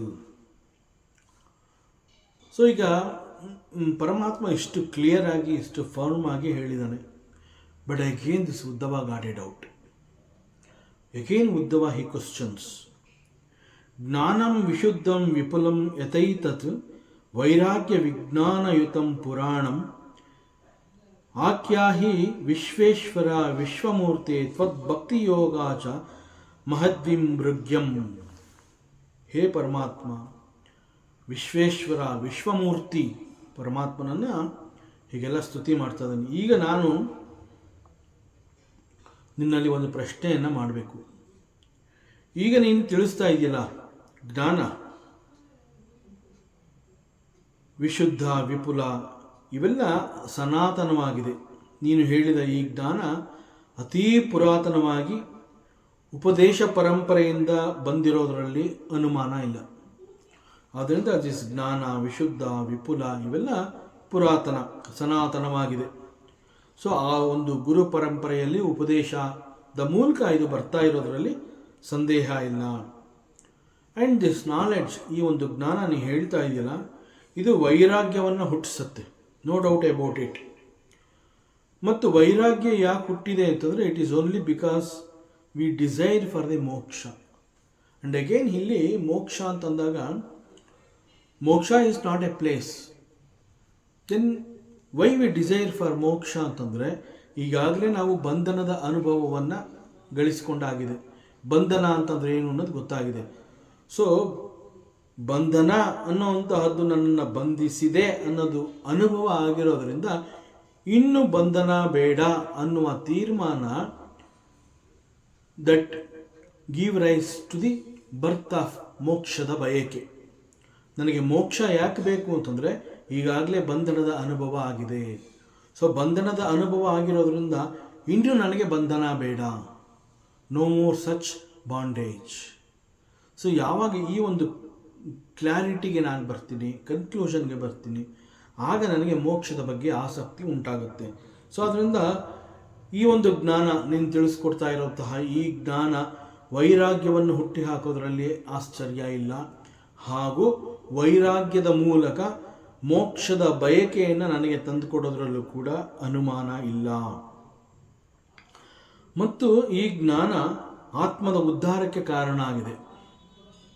ಹೇ ಪರಮಾತ್ಮ, ಇಟ್ಸ್ ಆಲ್ ಟ್ರೂ. ನನಗೆ ಹಂತ ಹಂತವಾಗಿ ಎಲ್ಲ ಕೂಡ ಅರ್ಥ ಆಗ್ತಾ ಬಂದಿದೆ. ಒಂದಕ್ಕೊಂದು ಎಷ್ಟೊಂದು ಕ್ಲಾರಿಟಿ ಕೊಡ್ತಾ ಇದೆ. Because of the anubhava of the bandhana there is a desire for the moksha. What a beautiful connection. ಮೋಕ್ಷದ ಬಯಕೆ ಯಾಕೆ ಹುಟ್ಟಿತು ಅಂತಂದರೆ it is only because I experience the bandhana. And because of the vairagya ನನಗೆ ಡಿಟ್ಯಾಚ್ಮೆಂಟ್ ಅನ್ನುವಂತಹದ್ದು ಕಲ್ತಿದ್ದಾಯಿತು. So no more attachments. ಎಲ್ಲಿವರೆಗೆ attachments ಅನ್ನುವಂತಹದ್ದಕ್ಕೆ ನಾನು ಅಂಟ್ಕೊಂಡಿರ್ತೀನಿ ಅಲ್ಲಿವರೆಗೆ ಬಂಧನ ತಪ್ಪಿದ್ದಲ್ಲ. ಆದರೆ because of the knowledge about the vairagya, detachment ನನ್ನಲ್ಲಿ ಬೆಳೆಯೋದಕ್ಕೆ ಶುರು ಆಯಿತು. ದಟ್ ಈಸ್ ವೈರಾಗ್ಯ. ಆ್ಯಂಡ್ ಬಿಕಾಸ್ ಆಫ್ ದಿ ವೈರಾಗ್ಯ, ಬಿಕಾಸ್ ಆಫ್ ದಿ ಜ್ಞಾನ ಅಬೌಟ್ ದಿ ವೈರಾಗ್ಯ, ನನ್ನಲ್ಲಿ ಮೋಕ್ಷದ ಬಯಕೆ ಕೂಡ ಉಂಟಾಯಿತು. It's all true. ಮತ್ತು ಈ ಜ್ಞಾನ ನನ್ನ ಉದ್ಧಾರಕ್ಕಾಗಿ, ಆತ್ಮದ ಉದ್ಧಾರಕ್ಕಾಗಿ, ನೋ ಡೌಟ್. ಹೇ ಪರಮಾತ್ಮ, ಇಷ್ಟು ಶ್ರೇಷ್ಠವಾದ ಜ್ಞಾನವನ್ನು ಮತ್ತಷ್ಟು ವಿಸ್ತಾರವಾಗಿ, ಮತ್ತಷ್ಟು ಸುಲಭವಾಗಿ, ಮತ್ತಷ್ಟು ಸರಳವಾಗಿ ಅರ್ಥವಾಗುವಂತೆ ಹೇಳು. ಯಾಕೆಂದರೆ it's a very great knowledge. ಇದು ಮತ್ತಷ್ಟು ಬೇಕು, ಮತ್ತಷ್ಟು ಅರ್ಥ ಆಗಬೇಕು. ಯಾಕೆಂತಂದರೆ ಬ್ರಹ್ಮಾದಿ ದೇವತೆಗಳು ಕೂಡ ಇದನ್ನು ಹುಡುಕ್ತಾ ಇದ್ದಾರೆ. ಈ ಒಂದು ಜ್ಞಾನದ ರಹಸ್ಯವನ್ನು ಸೋ ಮೆನಿ ದೇವತಾಸ್ ಅವರು ಕೂಡ ಹುಡುಕ್ತಾ ಇದ್ದಾರೆ. ಭಕ್ತಿ ಯೋಗದ ಜ್ಞಾನವನ್ನು ದಯಮಾಡಿ ನನಗೆ ವಿವರವಾಗಿ ತಿಳಿಸು. ಹೇ ಪರಮಾತ್ಮ, ನಾನು ನೀನು ಹೇಳಿದಾಗೆ ಭವಸಾಗರದಲ್ಲಿ ನಾನು ಮುಳುಗಿ ಹೋಗಿದ್ದೀನಿ. ಆದರೆ ನೀನು ಕಾರುಣ್ಯ ಮೂರ್ತಿ, ನನಗೆ ನೀನು ಸಿಕ್ಕಿದೆಯಾ, ನಿನ್ನ ಉಪದೇಶ ಸಿಗ್ತಾ ಇದೆಯಾ. ಅದರಿಂದ ನಾನು ಮತ್ತೆ ಮತ್ತೆ ನಿನ್ನಲ್ಲಿ ಕೇಳ್ಕೊತಾ ಇದ್ದೀನಿ. ಈ ಭವಸಾಗರದಿಂದ ನಾನು ಕೂಡ ತಪ್ಪಿಸ್ಕೋಬೇಕು. ನಾನು ಕೂಡ ಈ ಭವಸಾಗರದಿಂದ ಈಚೆ ಬರಬೇಕು. ನನ್ನೊಬ್ಬನ ಕೈನಲ್ಲಿ ಈ ಭವಸಾಗರವನ್ನು ದಾಟೋದಕ್ಕೆ ಸಾಧ್ಯವೇ ಇಲ್ಲ. ಇದು ಭಯಂಕರವಾದ ಸಂಸಾರ. ಈ ಅಟ್ಯಾಚ್ಮೆಂಟ್ಸ್ ಅನ್ನುವಂತಹದ್ದು ಅಷ್ಟು ಸುಲಭವಾಗಿ ನಾನು ಇದರಿಂದ ತಪ್ಪಿಸ್ಕೊಳ್ಳೋದಕ್ಕೆ ಸಾಧ್ಯ ಇಲ್ಲ. ಸಂಸಾರದಿಂದ ಅಷ್ಟು ಸುಲಭವಾಗಿ ಬಿಡುಗಡೆ ಹೊಂದುವಂತಹದ್ದು ಅಸಾಧ್ಯ. ಅದು ಅಷ್ಟರ ಮಟ್ಟಿಗೆ ನಮ್ಮನ್ನು ಬಂಧಿಸುತ್ತೆ. ತಾಪತ್ರಯಗಳಿಗೆ ಸಿಲುಕಿ ತಪ್ಪಿಸುತ್ತಿರುವ ನನಗೆ ಈಗ ನೀನೇ ಗತಿ. ಅದರಿಂದ ನಾನು ನಿನ್ನಲ್ಲಿ ಶರಣಾಗಿದ್ದೀನಿ. ಸೊ ಪರಿತಾಪ ಅಂತಂದ್ರೆ ಏನು? ಅದು ನನ್ನನ್ನು ಸುಡ್ತಾ ಇದೆ ಅಂತಂದ್ರೆ ಅರ್ಥ. ಪರಿತಾಪ, ನನ್ನನ್ನು ಅದು ಸುಡ್ತಾ ಇದೆ. ಆ ತಾಪವನ್ನು ನಾನು ತಡ್ಕೊಳಕ್ಕಾಗ್ತಾ ಇಲ್ಲ. ತಾಪದ ಬೇಗೆ ಅದನ್ನು ನಾನು ಸಹಿಸಕ್ಕಾಗ್ತಾ ಇಲ್ಲ. ಆದ್ದರಿಂದ ನನಗೆ ಈ ಒಂದು ತಾಪತ್ರಯಗಳಿಂದ ಪರಿತಪಿಸುತ್ತಿರುವ ನನಗೆ ಅಮೃತಧಾರೆಯನ್ನು ಸುರಿಸು. ಸೊ ನಿನ್ನ ಪಾದಾರವಿಂದ ಮಾತ್ರ ಮೋಕ್ಷದ ಸುಖವನ್ನು ನನಗೆ ಕರುಣಿಸಲು ಸಾಧ್ಯ. ನನಗೀಗ ಬೇರೆ ದಾರಿ ಇಲ್ಲ. I have no other way. ಅನ್ಯಥಾ ಶರಣಂ ನಾಸ್ತಿ ತ್ವಮೇವ ಶರಣಂ ಮಮ ತಸ್ಮಾತ್ ಕಾರುಣ್ಯ ಭಾವೇನ ರಕ್ಷ ರಕ್ಷು ಜನಾರ್ದನ. ಸೊ ಉದ್ಧವ ಪರಮಾತ್ಮನಲ್ಲಿ ಮತ್ತಷ್ಟು ಜ್ಞಾನ ನನಗೆ ಯಾಕೆ ಬೇಕು ಅಂತ ಹೇಳ್ತಾ ಇದ್ದಾನೆ. ಯಾಕೆಂತಂದರೆ ಇಲ್ಲಿಯವರೆಗೆ ನೀವು ಹೇಳಿರೋದೆಲ್ಲ ಅರ್ಥ ಆಗಿದೆ. ಇಷ್ಟೆಲ್ಲ ಅರ್ಥ ಆದ್ರೂ just this much is not sufficient for me to come out from this bhavaroga. ಈ ಭವಸಾಗರದಿಂದ ನಾನೊಬ್ಬನೇ ದಾಟ್ಕೊಂಡು ಈಚೆ ಬರೋದಕ್ಕೆ ಸಾಧ್ಯ ಇಲ್ಲ. ಯಾಕೆ ಅಂತಂದರೆ ನಾನು ಭವಸಾಗರದಲ್ಲಿ ಮುಳುಗಿ ಹೋಗಿದ್ದೀನಿ. ಸೊ ಈಗ ಈ ಸಮಯದಲ್ಲಿ ನನ್ನನ್ನು ರಕ್ಷಣೆ ಮಾಡೋದು ಅಂತಂದರೆ ಕೇವಲ ನಿನ್ನ ಪಾದಾರವಿಂದಗಳು ಮಾತ್ರ ನನ್ನನ್ನು ರಕ್ಷಣೆ ಮಾಡೋದಕ್ಕೆ ಸಾಧ್ಯ. ಆದ್ದರಿಂದ ತಾಪತ್ರಯಗಳಿಂದ ನಾನು ಪರಿತಪಿಸ್ತಾ ಇದ್ದೀನಿ. ಪರಿತಪಿಸುತ್ತಿರುವ ನನಗೆ ಅಮೃತಧಾರೆಯನ್ನು ಸುರಿಸು.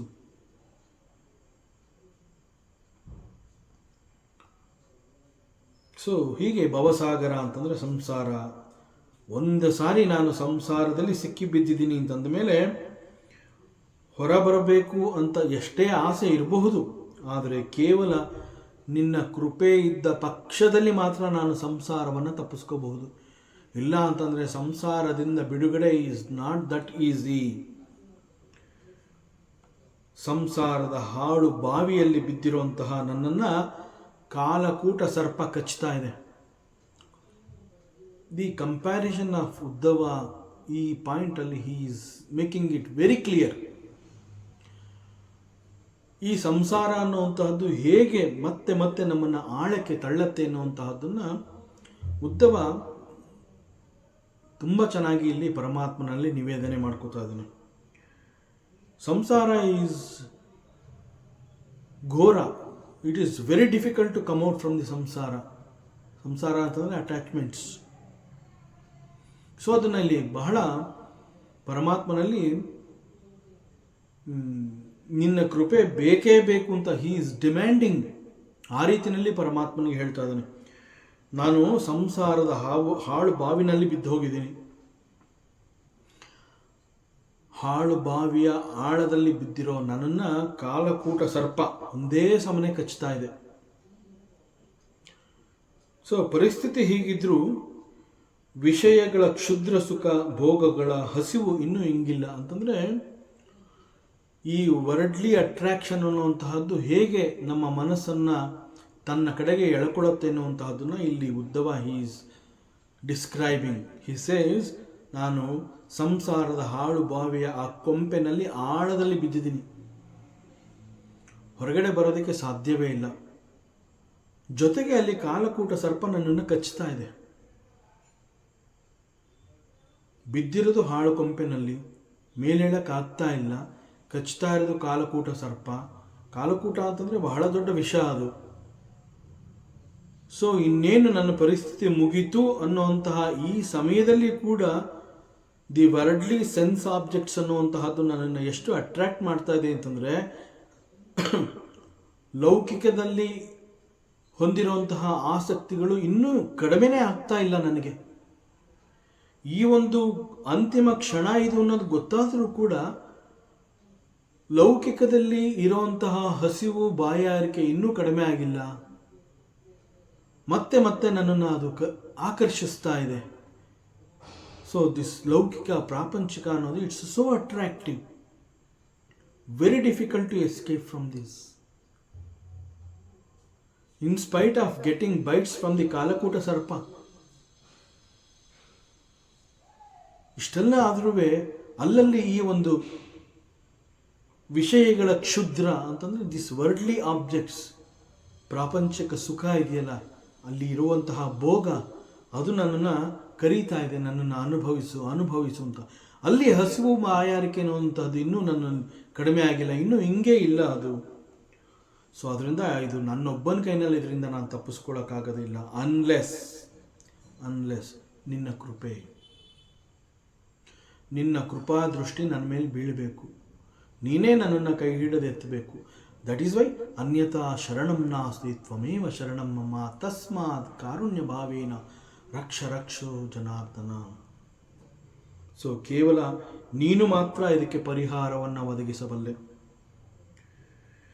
ವಚೋಬಿ ರಾಸಿಂಚ ಮಹಾನುಭಾವ. ಪರಮಾತ್ಮನನ್ನು ಬಹಳ ಅದ್ಭುತವಾಗಿ ಕರೆದಿದ್ದಾನೆ ಇಲ್ಲಿ. ಬಿಡುಗಡೆಗೆ ಬೇಕಾಗಿರುವಂತಹ ಜ್ಞಾನ ಇಸ್ ಕಾಲ್ಡ್ ದಿ ಮೋಕ್ಷ ಜ್ಞಾನ. ಮೋಕ್ಷ ಜ್ಞಾನ ಅಂತಂದರೆ ದಟ್ ಜ್ಞಾನ alone tells you how best you can escape from the clutches of this ಬಂಧನ. ದಟ್ ಈಸ್ ಯಾವ ಜ್ಞಾನ ಈ ಒಂದು ಸಂಸಾರದಿಂದ ನಿನ್ನ ಈಚೆಗೆ ತರುತ್ತೆ, ದಟ್ ಜ್ಞಾನ ಇಸ್ ಕಾಲ್ಡ್ ದಿ ಮೋಕ್ಷ ಜ್ಞಾನ. ಸೊ ಆ ಮೋಕ್ಷ ಜ್ಞಾನದ ಬೋಧಕ ಯಾರು ಅಂತಂದರೆ ಅದು ನೀನು. ಅದು ಕೇವಲ ನಿನ್ನ ವಾಣಿ ಅಂತಂದರೆ only you can speak about it, not somebody others. It's not possible for others to speak about this truth. It's only you alone can speak this truth.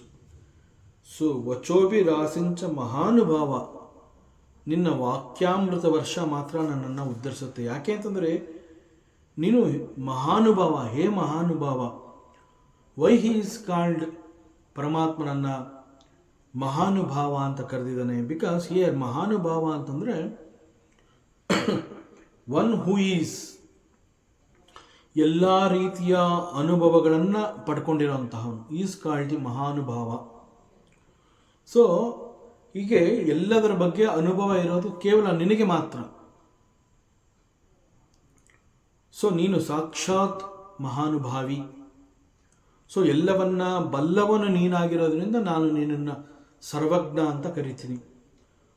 So ಒಬ್ಬ ಸರ್ವಜ್ಞನಿಗೆ ಮಾತ್ರ ಗೊತ್ತು ಯಾವ ಜ್ಞಾನವನ್ನು ಎಲ್ಲಿ ಯಾರಿಗೆ ಕೊಡಬೇಕು. ಸೊ ನನ್ನ ಪರಿಸ್ಥಿತಿ ಆ ರೀತಿ ಇದೆ.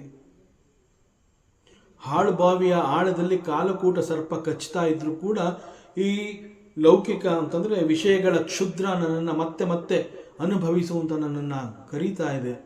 ಈ ರೀತಿಯಲ್ಲಿ ನಾನು ತಪ್ಪಿಸ್ಕೋಬೇಕು ಅಂತಂದರೆ ಕೇವಲ ನಿನ್ನ ಕೃಪಾದೃಷ್ಟಿ ಮಾತ್ರ it is possible for me to come out from this ಹಾಳು ಬಾವಿ, ದಟ್ ಈಸ್ ಸಂಸಾರ.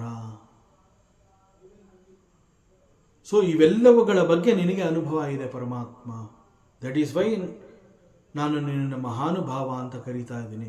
ಮತ್ತು ಇದರ ಬಗ್ಗೆ ಜ್ಞಾನವನ್ನು ಉಪದೇಶ ಮಾಡಬೇಕು ಅಂತಂದರೆ it is possible only for you, not others can speak about this truth.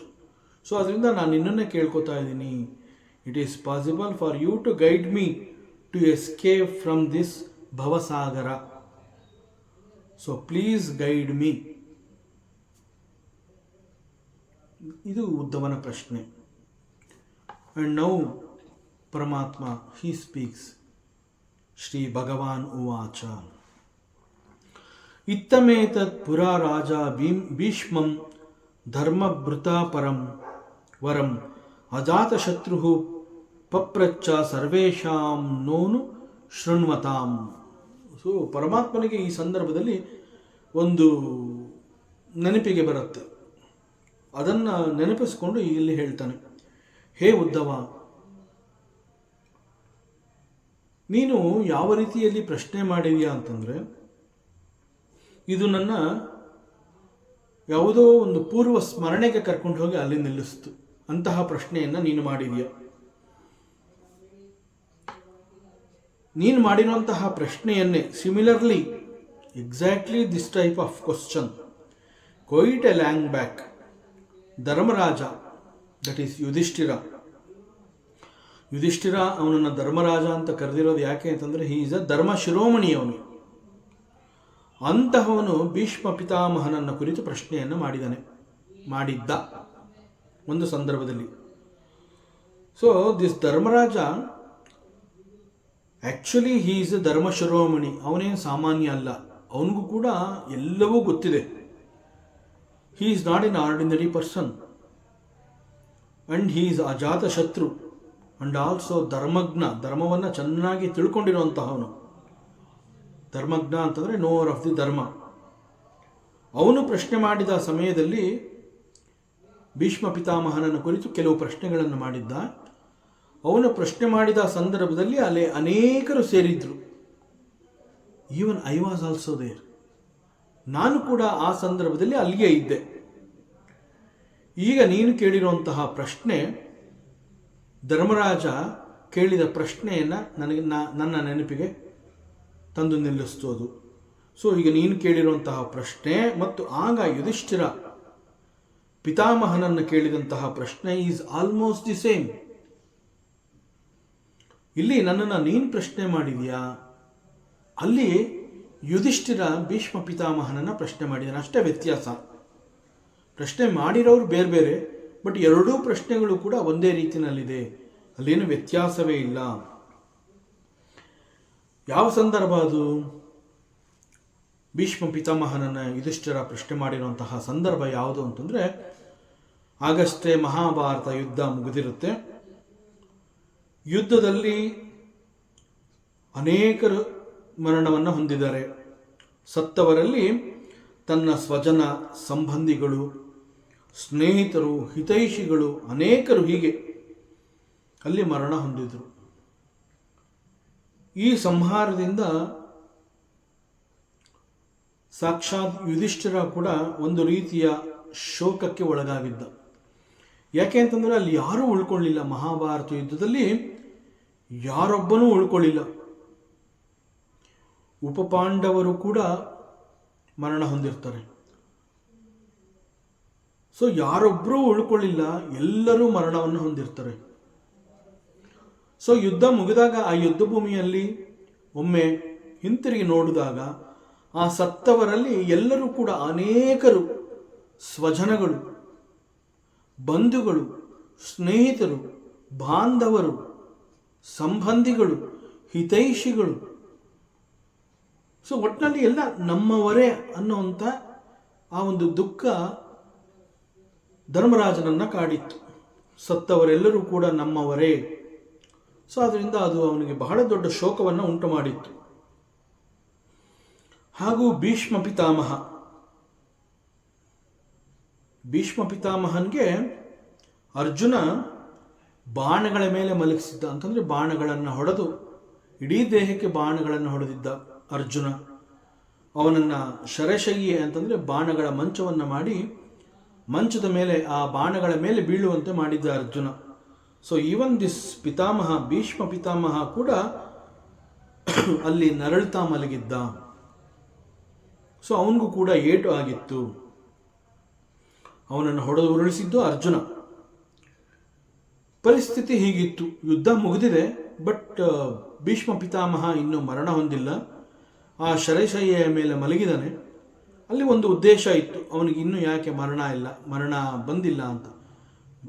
ಮೊದಲನೇದಾಗಿ ಅವನಿಗೆ ಒಂದು ತಾನು ಬಯಸಿದಾಗ ಮರಣ ಬರುವಂತಹ ಒಂದು ವರವನ್ನು ಅವನು ಪಡ್ಕೊಂಡಿದ್ದ. ತಾನು ಇಷ್ಟಪಟ್ಟರೆ ಮಾತ್ರ ಮರಣ ಆಗಬೇಕು ಅನ್ನುವಂತಹ ಒಂದು ವರ ಅವನಿಗಿತ್ತು. ಅದು ಒಂದು ಕಾರಣ. ಎರಡನೇದು, he was waiting for uttarayana punyakala. So ಒಂದು ಸಂದರ್ಭಕ್ಕಾಗಿ ಅವನು ಕಾದಿದ್ದ. ಈಗ ಗೊತ್ತಾಗ್ತಾ ಇದೆ ಅವನಿನ್ನೂ ಯಾಕೆ ಮರಣ ಹೊಂದಿಲ್ಲ ಅಂತಂದರೆ, ಬಹುಶಃ ಯುಧಿಷ್ಠಿರ ಬಂದು ಕೆಲವು ಪ್ರಶ್ನೆಗಳನ್ನು ಮಾಡ್ತಾನೆ. ಅವನಿಗೆ ಕೆಲವು ಧರ್ಮ, ರೀತಿ, ನೀತಿ ಇವೆಲ್ಲವನ್ನು ನಾನು ಹೇಳ್ಕೊಡ್ಬೇಕು ಅನ್ನೋದು ಬಹುಶಃ ಅವನಿಗೆ ಗೊತ್ತಿತ್ತೋ ಏನೋ. ಒಟ್ಟಿನಲ್ಲಿ ಭೀಷ್ಮ ಪಿತಾಮಹ ಕೂಡ ಆ ಸಂದರ್ಭದಲ್ಲಿ ಬಾಣಗಳ ಶರಶಯ್ಯೆಯ ಮೇಲೆ ಮಲಗಿದ್ದ. ಅಂತಹ ಭೀಷ್ಮ ಪಿತಾಮಹನಿಂದ ಅನೇಕ ಧರ್ಮಗಳನ್ನು ಯುಧಿಷ್ಠಿರ ತಿಳ್ಕೊಂಡ. ಕೊನೆಗೆ ಮೋಕ್ಷ ಧರ್ಮದಲ್ಲಿ ಜ್ಞಾನ ಬೇಕು ಅಂತ ಕೂಡ ಕೇಳ್ಕೊತಾನೆ. ನನಗೆ ಮೋಕ್ಷ ಧರ್ಮದ ಬಗ್ಗೆ ಕೆಲವು ಜ್ಞಾನವನ್ನು ಕೊಡು ಅಂತ ಕೂಡ ಕೇಳ್ಕೊತಾನೆ. ಆಗ ಮೋಕ್ಷ ಧರ್ಮದ ಬಗ್ಗೆ ಕೂಡ ಅವನು ಜ್ಞಾನವನ್ನು ಕೊಡ್ತಾನೆ. ಅದರಂತೆ ಯುಧಿಷ್ಠಿರನಿಗೆ ಸ್ವತಃ ಭೀಷ್ಮ ಪಿತಾಮಹ ಮೋಕ್ಷ ಧರ್ಮವನ್ನು ಉಪದೇಶ ಮಾಡಿದ. ಈಗ I am going to tell you the same knowledge ಅಂತಂದರೆ, ಯುಧಿಷ್ಠಿರ ಪ್ರಶ್ನೆ ಮಾಡಿದ ನಂತರದಲ್ಲಿ ಭೀಷ್ಮ ಪಿತಾಮಹ ಯುಧಿಷ್ಠಿರನಿಗೆ ಯಾವ ರೀತಿಯಲ್ಲಿ ಮೋಕ್ಷ ಧರ್ಮವನ್ನು ಕೊಟ್ಟಿದ್ದಾನೆ, the same knowledge now I am going to repeat. ಅದನ್ನೇ ನಾನು ನಿನಗೆ ಈಗ ತಿಳಿಸ್ಕೊಡ್ತೀನಿ. ಸೊ ಮೋಕ್ಷ ಧರ್ಮ ಅಂತಂದರೆ ದಟ್ ಇನ್ಕ್ಲೂಡ್ಸ್ ಜ್ಞಾನ, ವಿಜ್ಞಾನ, ವೈರಾಗ್ಯ, ಶ್ರದ್ಧೆ, ಭಕ್ತಿ ಇವೆಲ್ಲವನ್ನು ಅದು ಒಳಗೊಂಡಿದೆ. ಬಿಕಾಸ್ ಆಫ್ ದಿಸ್ ದ ಮೋಕ್ಷ ಧರ್ಮ ಇಸ್ ಕಾಲ್ಡ್ ಹೀಗೆ ಈ ಮೋಕ್ಷ ಧರ್ಮದಲ್ಲಿ ಈ ಅನೇಕಗಳೆಲ್ಲ ಸೇರಿರೋದ್ರಿಂದ ಇಟ್ ಈಸ್ ಕಾಲ್ಡ್ ದಿ ಸಂಪೂರ್ಣ ಜ್ಞಾನ. ಮೋಕ್ಷ ಧರ್ಮ ಇಸ್ ಕಾಲ್ಡ್ ದಿ ಸಂಪೂರ್ಣ. ವಿಷ್ಣು ಸಹಸ್ರನಾಮವನ್ನು ಲೋಕಕ್ಕೆ ಅರ್ಪಣೆ ಮಾಡಿದ ನಂತರದಲ್ಲಿ ಭೀಷ್ಮ ಪಿತಾಮಹ he gave this moksha dharma to the Yudhishthira. And what is this moksha dharma? He says there are 28 philosophies ಅಂತ ಹೇಳಿದಾಗ in total there are 28 ತತ್ವಗಳು. So one should be very very careful about these philosophies. ಯಾವುದದು 28 ತತ್ವಗಳು? What are they? Listen Uddhava ಕೇಳುವವನಾಗು. ಪ್ರಕೃತಿ, ಪುರುಷ, ಮಹತ್ತತ್ವ. ಮಹತ್ತತ್ವ ಅಂತಂದ್ರೆ ಪಂಚತನ್ಮಾತ್ರೆಗಳಿಗೂ ಮುಂಚಿನ ಅವಸ್ಥೆಯಲ್ಲಿ ಏನಿತ್ತು, that is called the mahattattva. ನಮ್ಮ ಸಾಂಖ್ಯ ಮತ್ತು Yoga, according to that mahattattva is also known as buddhi. ಮಹತ್ತತ್ವ ಅಂತಂದ್ರೆ it can be called as buddhi. The intellect ಅಂತ ನಾವೇನು ಹೇಳ್ತೀವಿ ಅದು ಮಹತ್ತತ್ವ ಅಂತಂದ್ರೆ it can be called as intellect. So it has got the capacity to take the decision ಅಂತಂದ್ರೆ ಡಿಸಿಷನ್ ಮೇಕಿಂಗ್ ಅಂತ ಏನು ಹೇಳ್ತೀವಿ, ಯಾವುದೇ ಒಂದನ್ನು ಅರ್ಥ ಮಾಡ್ಕೋಬೇಕಾದ್ರೆ ಅದು ಇಂಥದ್ದು ಅಂತ ಹೇಳಿ ನಾವು ಒಂದು ನಿರ್ಧಾರಕ್ಕೆ ಬರೋದಕ್ಕೆ ಹೇಗೆ ಸಾಧ್ಯ ಅಂತಂದ್ರೆ it is because of the buddhi, that is called the intellect. And this mahattattva is that. ಮತ್ತು ಕೆಲ ಸಂದರ್ಭಗಳಲ್ಲಿ it is also called as the higher mind. ಪರಿಶುದ್ಧವಾದ ಮನಸ್ಸು, ನಿರ್ಮಲವಾದ ಮನಸ್ಸು.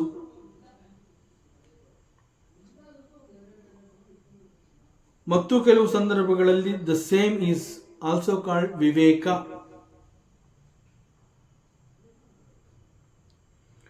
And all this viveka, intellect, mahattattva, buddhi, higher mind, ಪರಿಶುದ್ಧ ಜ್ಞಾನ, ಇವೆಲ್ಲ it discriminates between right and wrong. What is right and what is not right.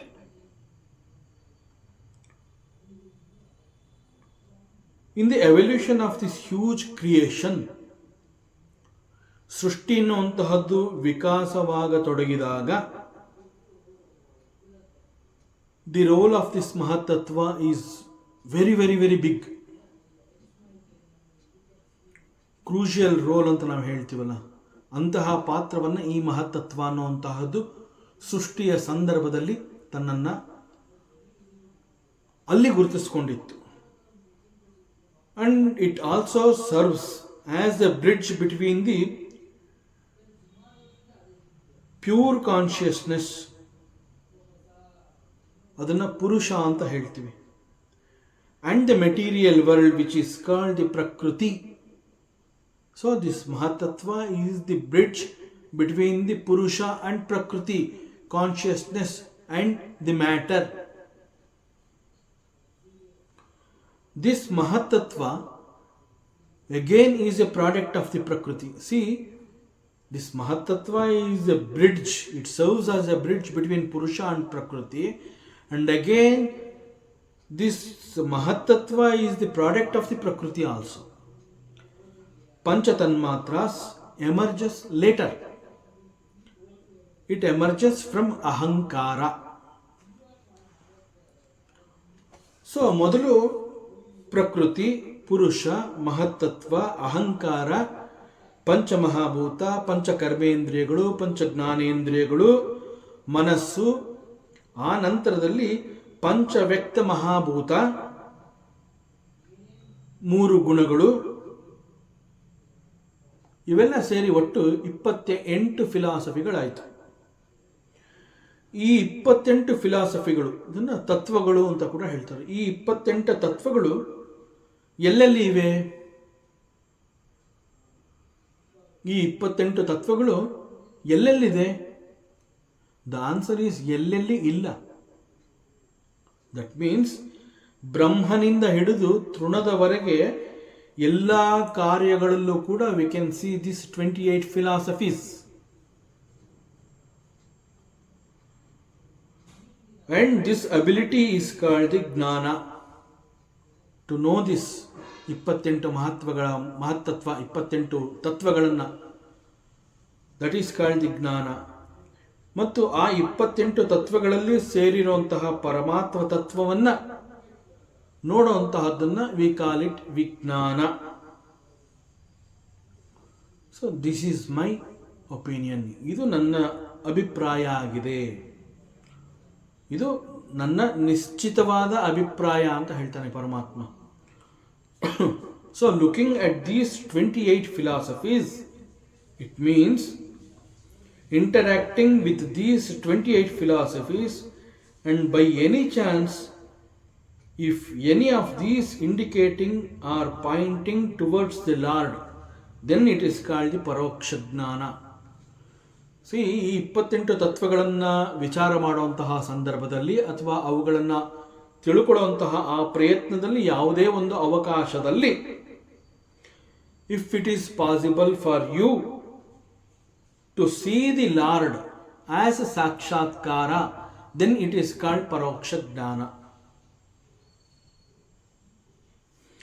And if you start seeing them as the glory of the Lord or his extension, that is yourself, then it is called aparoksha ಜ್ಞಾನ. So ಅಲ್ಲಿಯವರೆಗೆ ಈ ಅಪರೋಕ್ಷ ಜ್ಞಾನ happens. ಅದರಿಂದ consider that the world and the worldliness is a deep sense of conditioning and you have to get out of it. ಬಹಳ ಸ್ಪಷ್ಟವಾಗಿ ಪರಮಾತ್ಮ ಹೇಳ್ತಾ ಇದ್ದಾನೆ. ಸೊ ಅಪರೋಕ್ಷ ಜ್ಞಾನ ಉಂಟಾಗುವವರೆಗೆ ಈ ಪ್ರಪಂಚ ಮತ್ತು ಪ್ರಾಪಂಚಿಕ ವಸ್ತುಗಳು ನಿನ್ನನ್ನು ಬಹಳ ಆಳವಾಗಿ ಬಂಧಿಸುವುದರಲ್ಲಿ ಅನುಮಾನವಿಲ್ಲ. So understand this is the correct time to escape from its clutches. You have to get out of this maya. It's all maya. First of all bondage, ನಾನು ಬಂದಿಯಾಗಿದ್ದೀನಿ ಅನ್ನುವಂತಹದ್ದೇ ಬಿಕಾಸ್ ಆಫ್ ದಿ ಮಾಯಾ. ಸ್ವಲ್ಪವೇ ಎಚ್ಚರ ತಪ್ಪಿದ್ರೂ ಕೂಡ again you will be bound. There is no doubt about it. You will be caught up and this is called samsara or bhavasagara or maya. So all these are conditioning. So it is also says you need to have ಅಪರೋಕ್ಷ ಜ್ಞಾನ. So ಎಲ್ಲ ಕಾರಣಗಳು ಇವೆಲ್ಲವುಗಳಿಂದ ನೀನು ಯಶಸ್ವಿಯಾಗಿ ಬಿಡುಗಡೆ ಹೊಂದಬೇಕು ಅನ್ನುವಂತಹದ್ದಾದರೆ ಅದಕ್ಕಿರುವಂತಹ ಒಂದೇ ಒಂದು ಮಾರ್ಗ, ಏಕೈಕ ಮಾರ್ಗ ಈಸ್ ಯು ಶುಡ್ ಹ್ಯಾವ್ ಅಪರೋಕ್ಷ ಜ್ಞಾನ. But how to get out of this situation? ಇಂತಹ ಪರಿಸ್ಥಿತಿಗಳಿಂದ ಹೊರಬರುವುದಾದರೂ ಹೇಗೆ?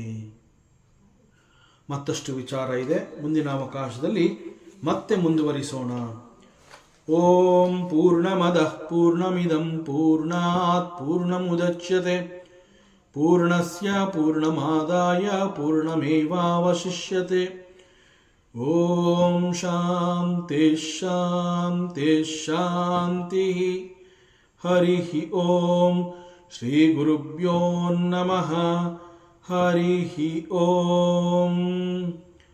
ಈ ದಿನದ ಪ್ರವಚನ ಸೇವೆಯನ್ನು ಪರಮಾತ್ಮ ಶ್ರೀಕೃಷ್ಣನ ಪಾದಚರಣಗಳಲ್ಲಿ ಅತ್ಯಂತ ಭಕ್ತಿಯಿಂದ ಶ್ರದ್ಧೆಯಿಂದ ಅರ್ಪಿಸೋಣ.